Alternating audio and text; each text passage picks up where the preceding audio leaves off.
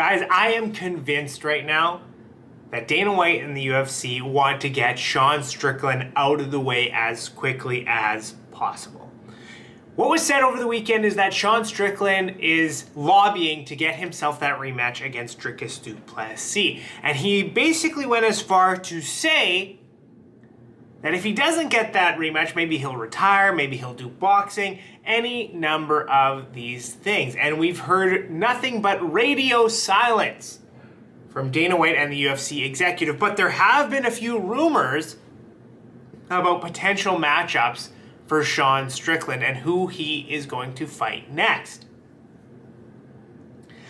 Now, the obvious thing is that Sean Strickland should be the guy to get the rematch. Like the fans have been polled time and time again on who they would rather see fight Dricus Du Plessis for the title. Sean Strickland or Israel Adesanya. And the fans have said on almost every single poll that I've seen that they want Sean Strickland to get that rematch. It was a split decision loss. Everybody was divided. Dana White himself even said that he thought Strickland had won. And I think Joe Rogan had said the same thing. And when it's that close, most of the time they do some type of immediate rematch. They did it 4 times with Davison Figueiredo and Brandon Moreno. So the question is, what is in Dana's mind? What is on the UFC's mind? Why aren't they booking this rematch when it's clearly what the fans want and it clearly makes the most logical sense? And the answer, of course, is sponsors. The reality is that Sean Strickland is a loose cannon, and I have said this before. A lot of us love the fact that he calls it the way he sees it. He's not afraid to stand up to sort of this woke media propaganda. But at the end of the day, the UFC has sponsors and business deals, and they can't have a champion that just will throw a sponsor under the bus, you know, for likes and attention, basically. And Sean Strickland would do that in a heartbeat. They've got Bud Light, who have sort of this kind of woke undertones to what they were trying to do last year. ESPN, which is owned by Disney, which is like the crown jewel of woke right now. And I'm sure there's tons of other business deals where and sponsorships that are going on where the executive teams at these places are like, listen, he's got to tone back some of the things he said. And Sean Strickland will never do that. He'll never be told what to do. He'll never be told what to say. And even like when we were leading up to UFC 297 in Toronto, all the media interviews that he was doing, he had someone there. He's like, I didn't even say the F word. And he was saying the F word every other sentence, but he meant a different F word. I'm putting below what he means, right? But the guy is just such a loose cannon that, honestly, I think Dana White and the UFC would breathe a sigh of relief if he did retire and move to a different organization or move to a different sport. Now, they like Sean Strickland. People are tuning in to see him, all these type of things. But at the same time, you know, having him as champion just it doesn't jive well from a business perspective from the looks of things, which is why we're getting a couple of different rumors as to what he's going to be doing next. Because it seems pretty clear that Dricus Du Plessis versus Israel Adesanya, that is the direction that the UFC is going to go. I could be completely wrong here, but I've seen a ton of posts and a ton of things from, you know, different people that seem to be on the inside who are essentially saying that this is the fight that they're going to make, maybe at UFC 302, 303, International Fight Week, something like that, right? Meanwhile, they're also muddying the waters a little bit for what Sean Strickland can do, right? Because they announced the fight between Dricus Du Plessis, Robert Whittaker and Khamzat Chimaev, which, like, that's supposed to be a #1 contenders fight. So now Sean Strickland, who's the actual #1 contender, in some way, shape, or form, is getting put behind whoever the winner is of this fight, right? And then you look at it and you say, well, there's been a couple announcements of potential matchups for Sean Strickland. One is Kamaru Usman coming up to 185 to fight Sean Strickland, which, like, I think Sean Strickland probably gets the job done in that one. But if he loses, that would be a sigh of relief to that would be a sigh of relief to Dana White and those guys, because then he gets bumped back even further, out of the title conversation. Usman's a great champion. Then you have Izzy. If Izzy wins back the belt, now you've got a little bit of a challenging situation once again, because Usman won't fight Izzy, right? But if Usman wins, then he goes up, he fights Dricus. Maybe there's something there. But now Usman becomes that number one contender, right, over Sean Strickland. If Izzy wins, you have an issue there. And then you have the issue of, like, if Chimaev wins or Robert Whittaker, now they become a number one contender, but who do they fight, right? Because Whittaker's lost twice to Izzy. So the whole situation is becoming muddy. And essentially the game here, from what I can see, is they're trying to make it so that Sean Strickland doesn't get another crack at the title, right?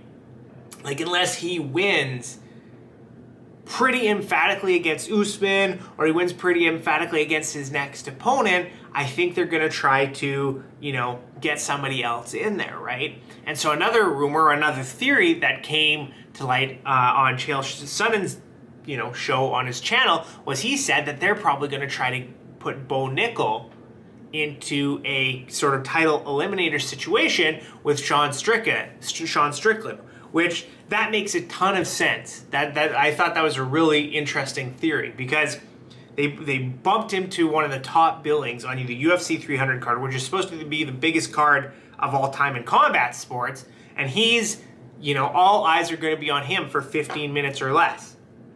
You know what I mean? And he's probably going to win in dominant fashion. And so then, somehow they're going to put him in to the rankings, and even though he wouldn't be ranked at that point anyway, it might be a similar situation to what we saw with Sugar Sean, right? He comes in, he goes ahead and fights somebody who's ranked, maybe Sean Strickland. They sort of force that in there in the contract or something like that.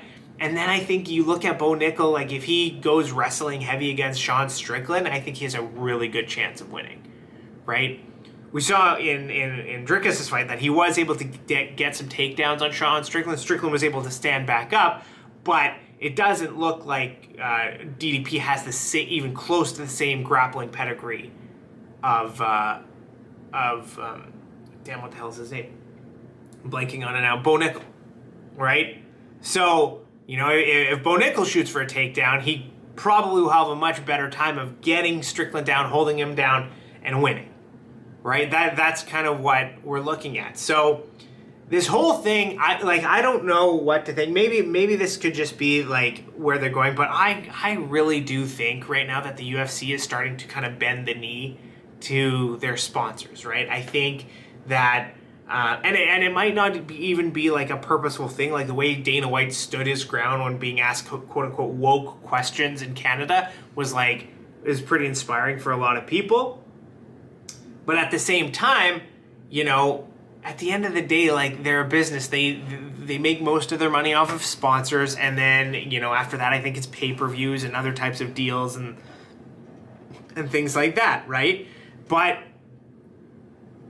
I just don't see a scenario where, like, unless Sean Strickland becomes completely undeniable, right? Unless he wins, unanimous decisions against probably the next 2-3 guys that he fights, I don't see him getting back in there, right? Which is unfortunate, because there's definitely something you could. I mean, again, it's the loose cannon thing. They can't control what he says in any way, shape, or form, right?